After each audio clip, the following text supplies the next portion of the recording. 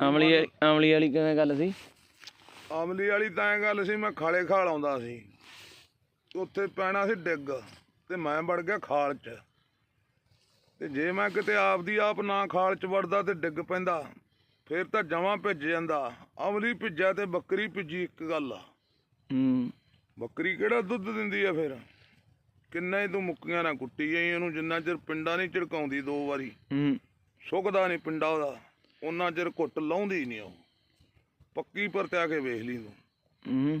ਤੇ ਅਮਲੀ ਉਹ ਉਹਨਾਂ ਚਿਰ ਕੰਮ ਨਹੀਂ ਕਰਦਾ ਜਿੰਨਾ ਚਿਰ 2 ਵਾਰੀ ਚਾਹ ਨਹੀਂ ਪੀਂਦਾ। ਜਦੋਂ ਭਿੱਜ ਜੇ ਜਦੋਂ ਭਿੱਜ ਜੇ ਇਹ ਕਣੀਆਂ 'ਚ ਬੱਕਰੀ ਤਾਂ ਹੀ ਰੌਲਾ ਪਾਉਂਦੀ ਹੁੰਦੀ ਹੈ, ਤਾਂ ਹੀ ਕਰਦੀ ਆ, ਮਿਆਂ ਮਿਆਂ ਕਰਦੀ ਆ। ਫਿਰ ਅਮਲੀ ਵੀ ਭੱਜਦਾ ਫਿਰ ਅਮਲੀ ਉਦੋਂ ਸ਼ਿਕਾਟ ਪਾਇਆ ਜਾਂਦਾ। ਸ਼ਿਕਾਟ ਪਾਇਆ ਜਾਂਦਾ ਵੀ ਸਿਰ ਬਚਾਈਏ, ਸਿਰ ਨਾ ਭਿੱਜੇ ਕਿਤੇ।